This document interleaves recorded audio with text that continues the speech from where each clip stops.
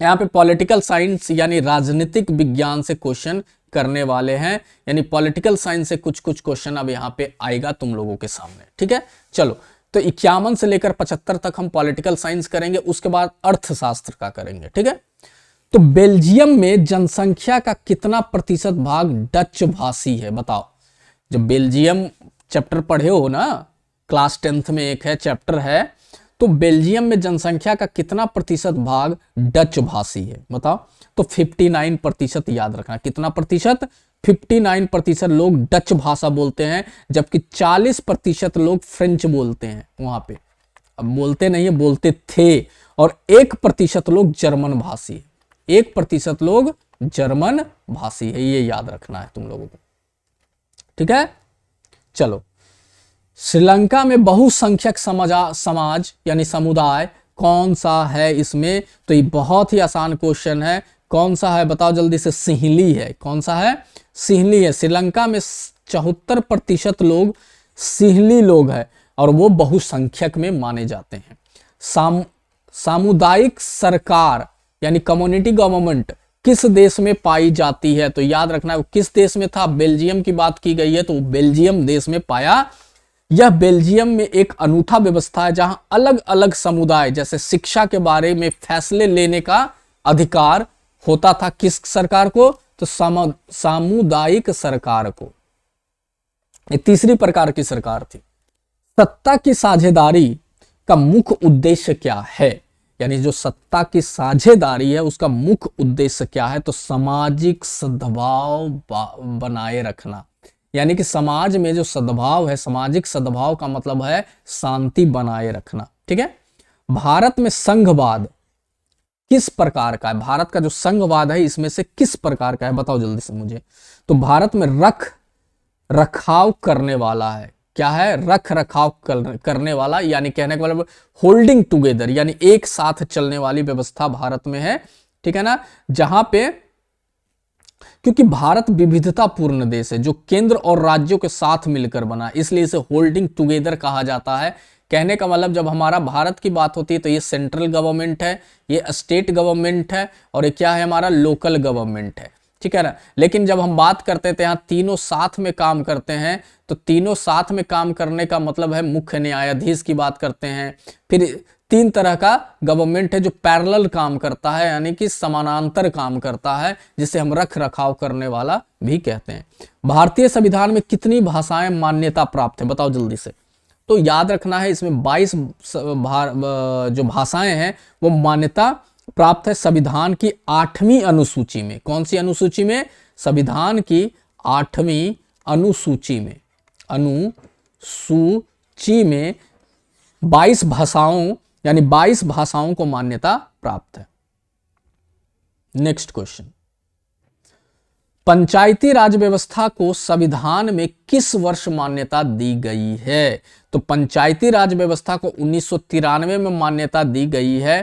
ठीक है ना, याद रखना है 73वें संविधान संशोधन के बाद, 73वें संविधान संशोधन के बाद 1993 में पंचायती राज व्यवस्था को कानूनी रूप दिया गया है। भारत में एक समान नागरिक संहिता, कौन सा? एक समान नागरिक संहिता यानी यूनिफॉर्म सिविल कोड किस अनुच्छेद में वर्णित है? बताओ। तो ये याद रखना है अनुच्छेद 44 में है। कौन से? अनुच्छेद 44 में। एक समान नागरिक संहिता में क्या होता है? मेनली तो नागरिकों के लिए एक समान, यानी कि राज्य के सभी नागरिकों के लिए एक समान नागरिक संहिता बनाने का निर्देश देता है। राज्यसभा के सदस्यों का चुनाव कैसे होता है? बताओ। लोकसभा के सदस्यों का चुनाव कैसे होता है? लोगों के द्वारा, लोगों के द्वारा। बट राज्यसभा के सदस्यों का चुनाव कैसे होता है? क्या सीधे जनता के द्वारा होता है? नहीं, विधान सभाओं के सदस्यों द्वारा होता है। किससे होता है? विधान सभाओं के सदस्यों द्वारा। राज्यसभा के सदस्य प्रत्यक्ष चुनाव के बजाय राज्यों की विधान सभाओं के सदस्यों द्वारा अप्रत्यक्ष रूप से चुने जाते हैं। संयुक्त राज्य अमेरिका, जिसको यूएसए में सत्ता का वितरण को क्या कहते हैं? इसमें क्या है सत्ता का वितरण? तो याद रखना है इसमें संघवाद है। क्या है? केंद्रीयकरण नहीं है, विकेंद्रीयकरण नहीं है, एकाधिकार नहीं है। क्या है? संघवाद है। अमेरिका एक संघात्मक देश है। जहां सत्ता केंद्र और राज्यों के बीच में क्या होती है, विभाजित होती है। लोकतंत्र में सामाजिक विभेद का क्या महत्व है, यानी लोकतंत्र में सामाजिक विभेद का क्या महत्व है, बताओ जल्दी से। तो ये लोकतंत्र को बेहतर बना सकते हैं और खराब भी बना सकते हैं। ये सामाजिक विभेद होता है। सामाजिक विभेद का मतलब होता है सोशल डिफरेंस, एक दूसरे में लड़ जाना, कट जाना, मर जाना और बहुत सारा बहस होना। तो ये सारी चीजें को बताते हैं। तो कभी कभी क्या होता है कि जब बहस होती है तो लोकतंत्र बेहतर भी बनता है, क्योंकि अच्छी अच्छी चीजें लागू होती है। लेकिन कभी कभी वो लड़ाई झगड़ा का कारण बनती है तो वो खराब भी हो सकता है। ठीक है, यानी विभेद राजनीति में बदल जाते हैं तो हिंसा करा सकते हैं, लेकिन लोकतंत्र उन्हें समझौते के लिए भी प्रेरित करता है। वो सारी चीजें हैं। लोकतांत्रिक राजनीति में जाति यानी कास्ट का क्या रोल है, बताइए जल्दी से।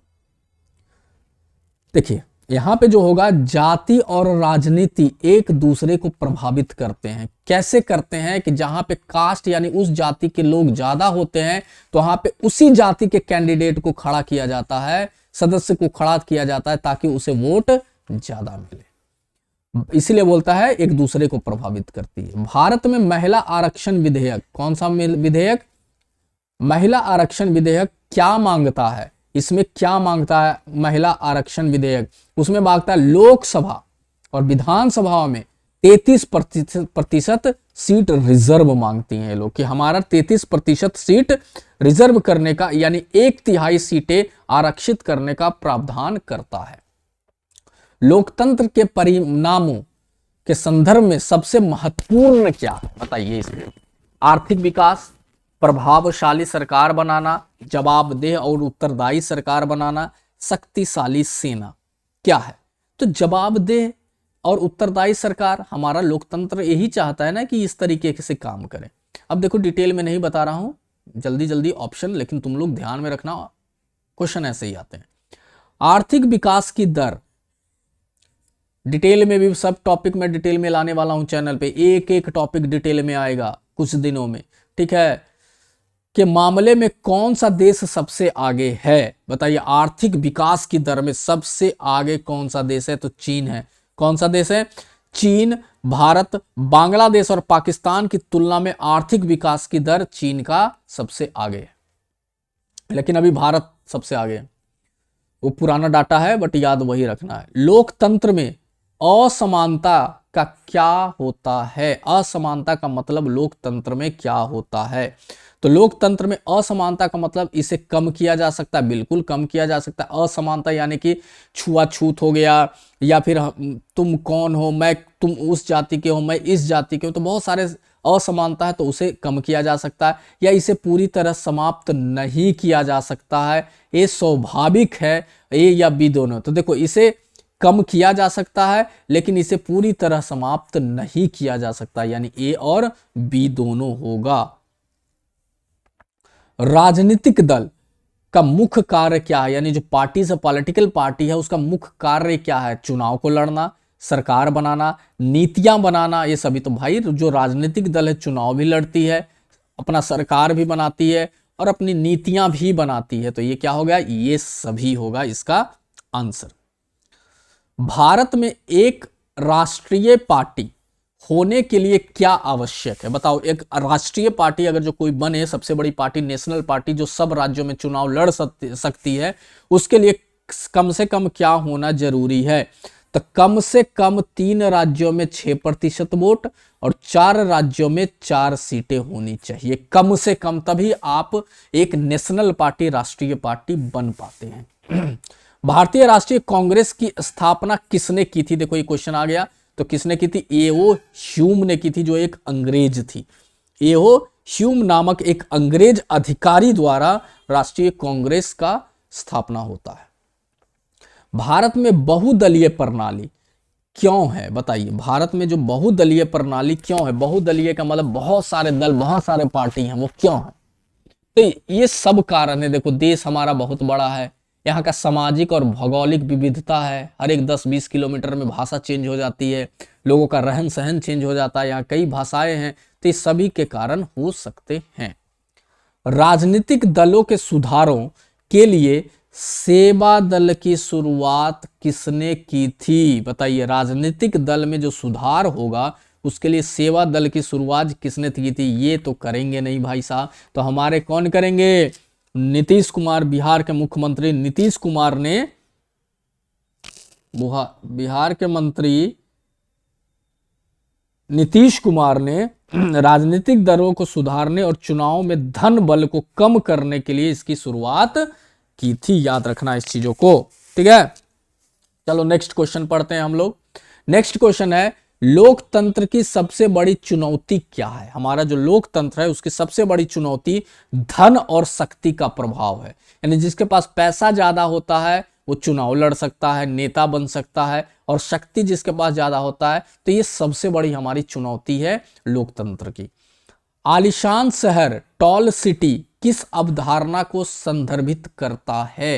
यानी कि आलीशान शहर का मतलब बड़े लंबे लंबे एकदम मकान बने हुए हैं, अपार्टमेंट बने हुए हैं, बिल्डिंग्स बनी हुई है, तो क्या बताता है? बताओ। विकास की असमानता बताता है। विकास की असमानता का मतलब है कि कहीं कहीं बड़े बड़े शहर है, बड़े बड़े बिल्डिंग है, कहीं झोपड़े बने हुए हैं, ठीक है, तो वो विकास की असमानता को बताता है।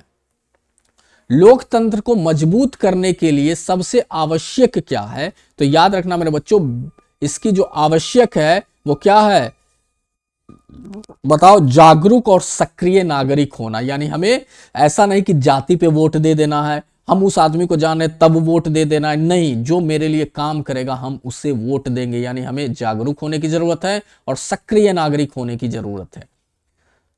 परिणाम, आउटकम, देख रहे हो अभी नई वंदे भारत ट्रेन आई है, न्यू वंदे भारत ट्रेन आई है, और उसमें ऐसा नहीं कि कोई गरीब आदमी चढ़ रहा है, उसमें सब अमीर आदमी चढ़ रहे हैं, और उसका न्यूज़ देखना कि पान खा के थूक दिया है, पैम्पर्स जो होते हैं, कहने का मतलब जो चिप्स बिस्किट खा के उसके फेंक दिए हैं, तो ये क्या हमारा सक्रिय नागरिक का भूमिका है? नहीं। यानी हम लोग सुधर नहीं सकते। वो बोलता है ना कि बंदर के हाथ में तुम अदरक दे दो तो वो नहीं समझेगा कि इसका क्या यूजेस है, वो फेंक देगा, वो खाएगा नहीं। तो उसी की तरह से हम इंडियंस है कि अगर जो हमें सोने की भी ट्रेन दे देगा तो उसके खुरच को देखेंगे, अरे साला इसमें क्या है, ठीक है ना। तो ये सारी चीजें हैं। तो परिणाम के रूप में लोकतंत्र की सबसे बड़ी सफलता क्या है? बताइए। सबसे बड़ी सफलता जो लोकतंत्र की शांति और सद्भाव है, ये होगा तो हमारा लोकतंत्र की सबसे बड़ी सफलता होगी। तो चलिए हम लोग खत्म कर दिए पॉलिटिकल साइंस। अब 25 क्वेश्चन हम लोग आ जाते हैं अर्थशास्त्र यानी इकोनॉमिक्स को लेकर, ठीक है। चलिए, तो ये अर्थशास्त्र इकोनॉमिक्स का 25 क्वेश्चन मैं अभी करवाने वाला हूं। ये भी एग्जाम में बार बार पूछे जाते हैं, जिसका